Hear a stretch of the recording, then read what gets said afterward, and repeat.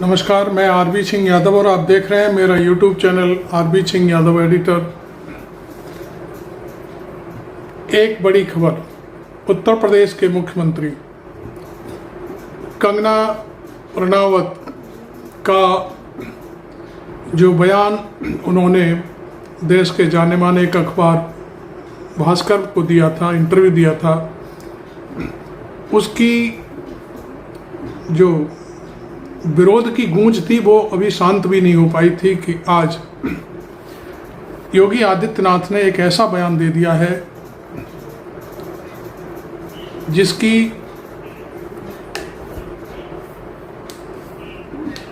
बात हम करें तो बहुत ही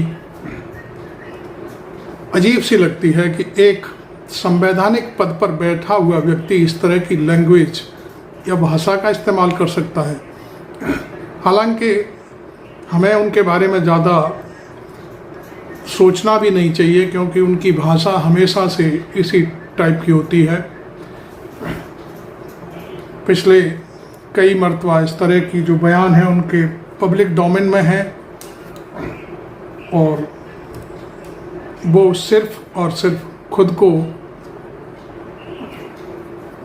लाइमलाइट में रखने के लिए, अपनी समाचार की हेडलाइन बनाने के लिए इस तरह के बयान देते रहते हैं।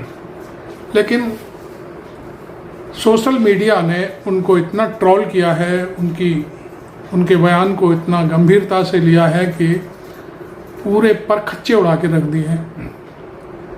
तमाम चैनलों पर मैंने सुना और सुनने के बाद मैंने सोचा कि इस मामले में पूरी तरह से मुझे भी एक वीडियो संदेश पब्लिक के साथ शेयर करना चाहिए। और इस मामले में उन्होंने जो कहा है वो मैं आपको सुना देता हूँ।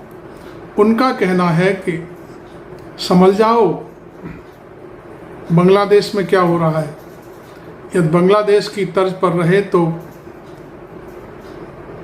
कट जाओगे, काटे जाओगे, एकजुट हो जाओ नहीं तो काटे जाओगे। इस तरह का बयान एक चीफ मिनिस्टर के मुंह से निकले तो मैं समझता हूँ बहुत बड़ी एक नाइंसाफ़ी है कि जो सत्ता में बैठा हुआ व्यक्ति है और वो सत्ता में बैठा हुआ व्यक्ति ही इस तरह की बात करने लगे तो फिर आम आदमी की क्या बिसात है, फिर तो वो कुछ भी बोल सकता है। उन्होंने ये बातें तो सारी कह दी, लेकिन मैं अब उनको एक आईना दिखाना चाहता हूँ कि जिस अयोध्या में उन्होंने राम मंदिर बनवाया है और जिन हिंदुओं को वो एक रहो नहीं तो काटे जाओगे कह रहे हैं, उनमें से जो निचले तबके के लोग हैं, बैकवर्ड है, दलित है, आदिवासी है, अल्पसंख्यक है, राम मंदिर के लिए जो ट्रस्ट बना है उसमें कितने लोगों को शामिल किया गया है। फिर वो किस मुंह से इस तरह की बात कह रहे हैं। असली बात ये नहीं है, असली बात दूसरी है।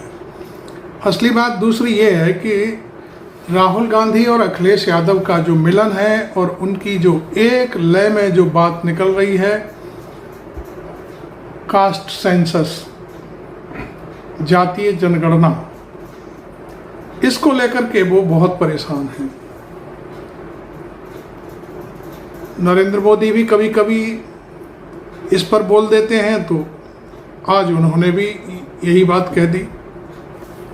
और ये बात कहने का अर्थ ये है कि उन्हें एक प्रदेश का चीफ मिनिस्टर होने के नाते उनके मुंह से ये बात बिल्कुल कहीं तक अच्छी नहीं लगती।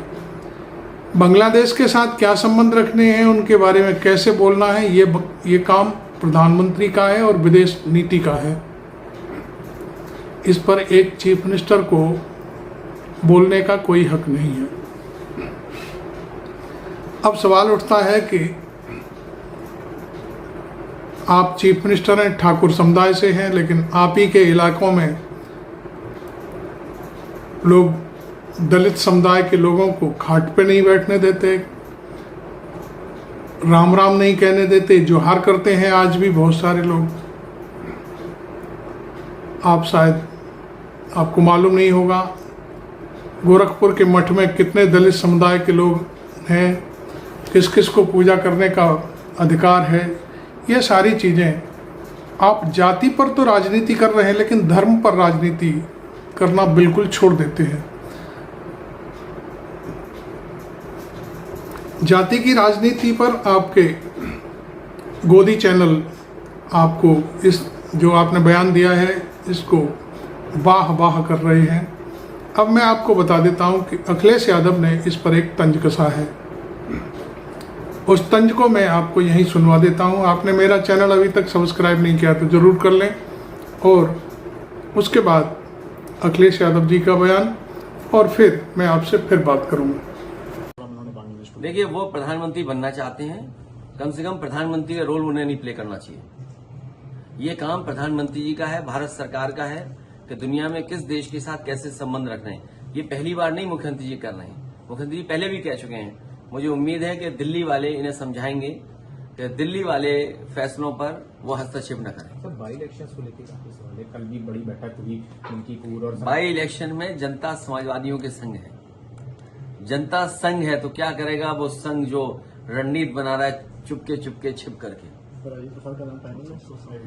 वही नाम नहीं, बहुत सारे जो नाम फाइनल थे मैं बोल चुका हूं उनको कि उनके नाम फाइनल है, काम करें जमीन पर। आपने अखिलेश यादव का ये बयान सुना। उन्होंने साफ साफ कह दिया कि मुख्यमंत्री योगी आदित्यनाथ प्रधानमंत्री बनना चाहते हैं, इसलिए इस तरह की बयानबाजी करके हिंदुओं को गोलबंद करने की कोशिश में लगे हुए हैं। लेकिन वो हिंदू अब गोलबंद होने वाले नहीं हैं, क्योंकि हमने जातीय गणना की बात उठा दी है। जातीय जनगणना जब तक नहीं हो जाएगी तब तक हम चैन से नहीं बैठेंगे। यही बात राहुल गांधी भी कह रहे हैं। इस बात को लेकर के पूरी भारतीय जनता पार्टी परेशान है। मैं आपको बता दूं, कंगना के बयान से तो आज भारतीय जनता पार्टी ने किनारा कर लिया है, लेकिन जो नरेंद्र मोदी और अमित शाह हैं उन्हें डर भी लग रहा है कि कंगना ने ये क्या बोल दिया। वो कंगना को पार्टी से नहीं निकाल पा रहे हैं, न निकालेंगे। बस उसका व्यक्तिगत बयान कह करके शांति करने की कोशिश हो रही है। हाँ, अब योगी आदित्यनाथ का ये बयान पर्सनल नहीं हो सकता, क्योंकि दिन में दिया गया बयान और अब तक भारतीय जनता पार्टी ने उस पर कोई प्रतिक्रिया नहीं दी है। ना ही केंद्र सरकार के जो बड़े बड़े नेता हैं उनकी तरफ से कोई बात आई है। इसका मतलब ये बीजेपी का अधिकृत बयान है। मैं पिछले दिनों एक और वीडियो देखा था, एक प्रवक्ता हैं उनके, वो भी इसी लाइन पर बात करते हैं।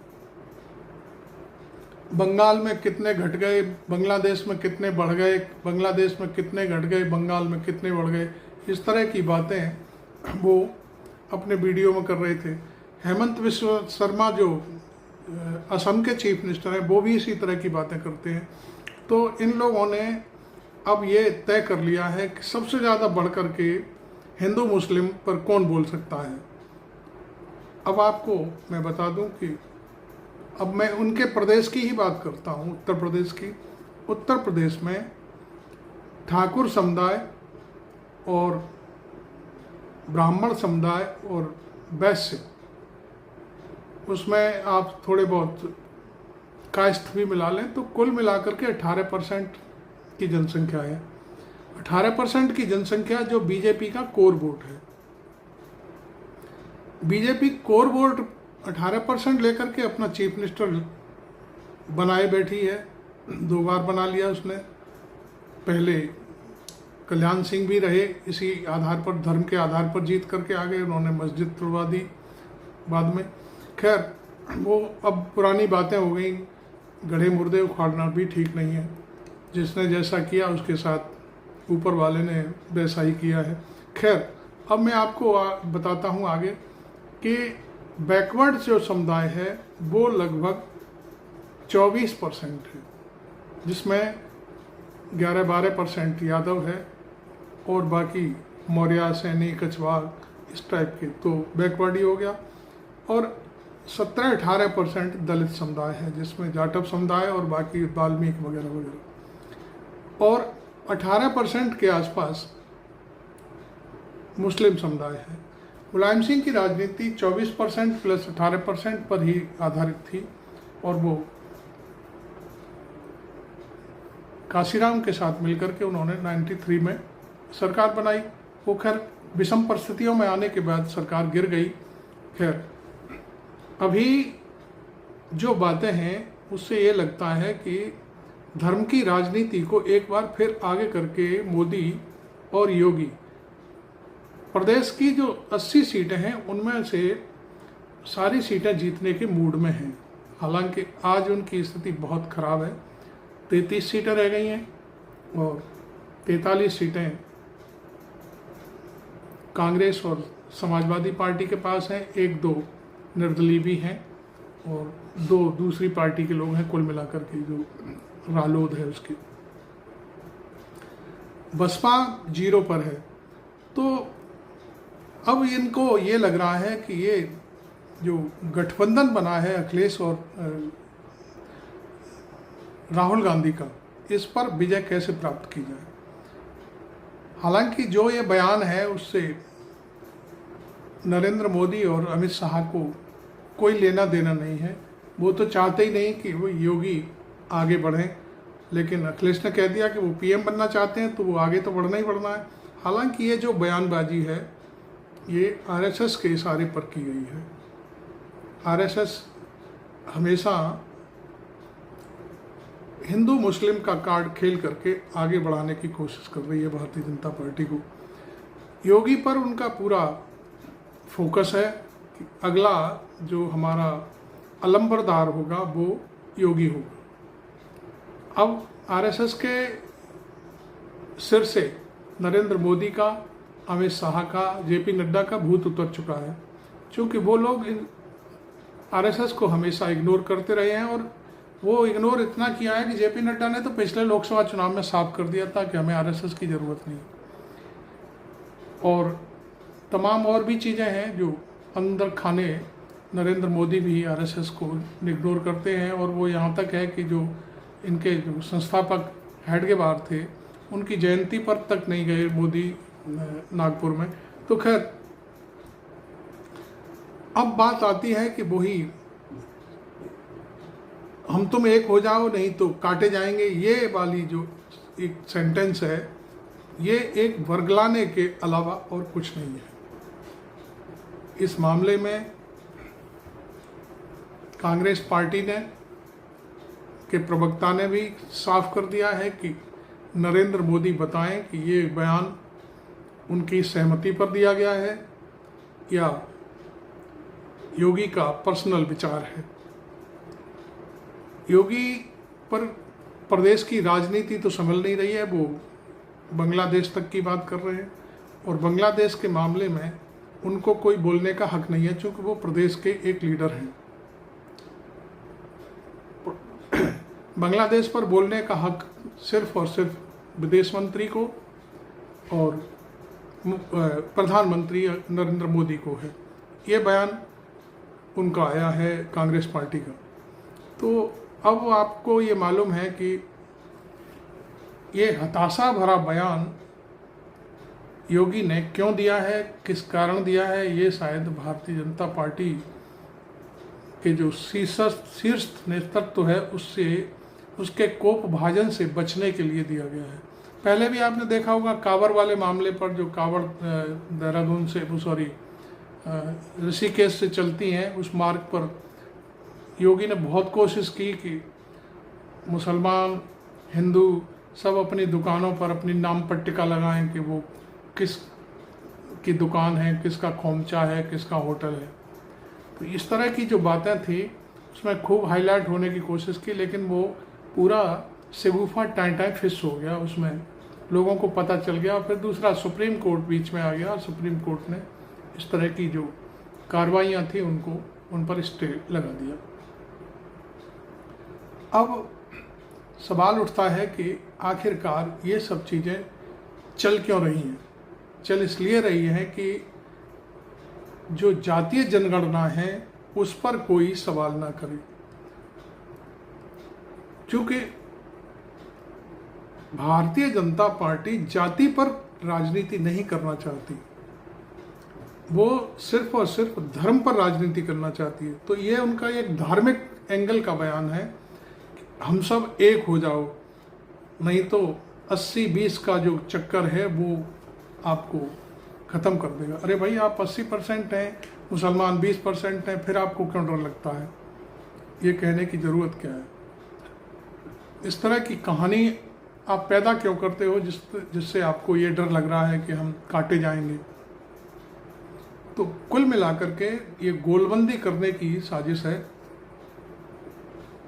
जिससे दबे कुचले जो समाज हैं प्रदेश में, देश में, उनको ये पता न चल जाए कि हमारी जनसंख्या कितनी है और हमें जनसंख्या के आधार पर विकास के लिए हमें क्या मिल रहा है, हमारे कितने लोग भर्ती हो रहे हैं सरकारी नौकरियों में, और कितने हमारे IAS हैं, कितने हमारे IPS हैं, कितने हमारे PCS हैं।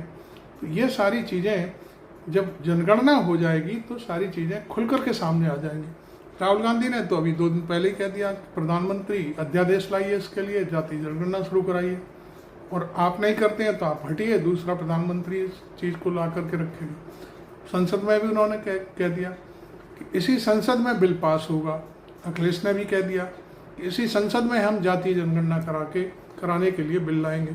तो कुल मिलाकर के ये सारी कहानी योगी आदित्यनाथ अपने को हिंदुओं का सबसे बड़ा नेता बनाने की कोशिश कर रहे हैं। लेकिन हिंदुओं में है कौन? हिंदुओं में केवल 4 जातियां हैं, ठाकुर, ब्राह्मण, बनिया और कायस्थ। बाकी तो सब बैकवर्ड है, 85% है। 85% कहीं गोलबंद ना हो जाए, उनको ये डर लग रहा है। अब देखिए, मैं आपको बताता हूँ, अमित शाह का बेटा है, वो BCCI का सेक्रेटरी बन गया आज, शायद खबर इस तरह की मैं देख रहा था। और आपके बच्चों के लिए यह है कि आप कावर लाओ, IAS के एग्जाम में मत बैठो। IAS के लिए भी हम आरक्षण नहीं देंगे, क्योंकि अभी 45 जो सीटें भरी जानी थी सचिवालय स्तर की, वो एक विज्ञापन जारी कर दिया। लेकिन जैसे ही देश में बवाल मचा, वो विज्ञापन UPSC ने वापस ले लिया। तो ये सारी कहानियाँ चल रही हैं कि जो दबा कुचला इंसान है इस देश का, उसके दिमाग ना खुल जाए, उसकी आंखें ना खुल जाए कि हमारा हक कितना बनता है और हमारा हक खा कौन रहा है। राहुल गांधी ने कहा ना, रेवड़ियाँ, वही लोग रेवड़ी बांटते हैं और अपने लोगों को बांटते रहते हैं।